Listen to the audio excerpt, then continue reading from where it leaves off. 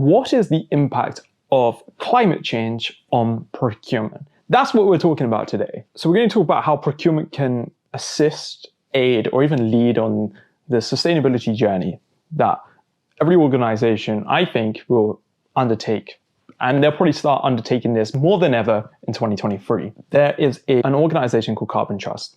They state that 80% of a organization's carbon footprint can be locked away in the supply chain. That is a startling figure. And if any of you are listening to this and you still think that procurement shouldn't be getting mixed up with sustainability, just challenge yourself on that notion. SIPS ran a poll a while back, and 90% of respondents thought that sustainability, and probably that wider ESG piece, right, should be a focus in procurement decision making. I completely agree with that notion. If we are not considering the impact that our suppliers have on our planet, firstly, we're just going down the wrong path altogether. And I appreciate that people will say that we need our CEOs, our C-suite to be on board with this. I agree. I think they are, but you can also push from your level, whatever level you are within your hierarchical system, within your business, you can definitely push for this. The World Bank has even suggested that adopting sustainable procurement processes could create saving opportunities of up to 20%. And just whilst we're talking about savings, there's a huge opportunity here to create savings, because if we are saving the planet and we are bringing in more sustainable products, components, parts, commodities, materials,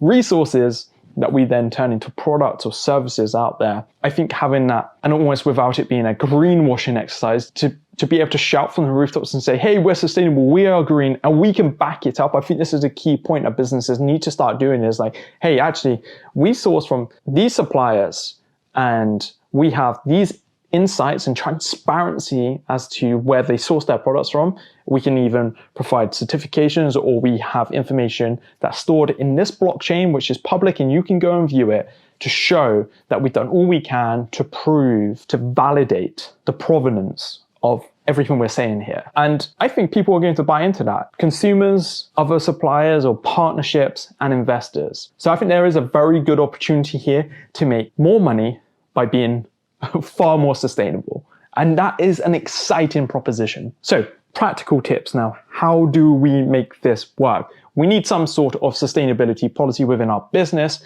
How do we make that work with our suppliers though? So we take the key parts of that we can implement, that we can have an impact on. So it may be that we want a certain number of female-led suppliers from a wider ESG perspective, or we want to remove wood from our supply chain and use ethically sourced bamboo.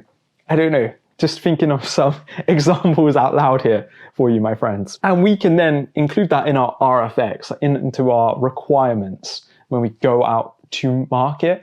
And we can ask, as we're doing the onboarding process as well for any of these suppliers, we can ask certain questions. Maybe we can ask them about their scope 3 emissions and are they tracking that, how they dispose of waste. There are 1,000,001 ways in which you can ask questions to your suppliers for them to have an input into your business, so that you can start collating data and build up an image of your entire supply chain. Not to mention, you can get sustainability data feeds and elements like that, or use procurement tech that covers sustainability to get better insights into your supply chain. Just to summarize, procurement needs to deal with sustainability. 2023 seems like a good year to do it. There are commercial upsides to doing it, and practically it's not impossible to do it. You could start doing small changes now, even if you're just using an Excel template that you send out to your suppliers to collate information. A couple questions in there around sustainability efforts would go a long way. I think sustainability risk management will become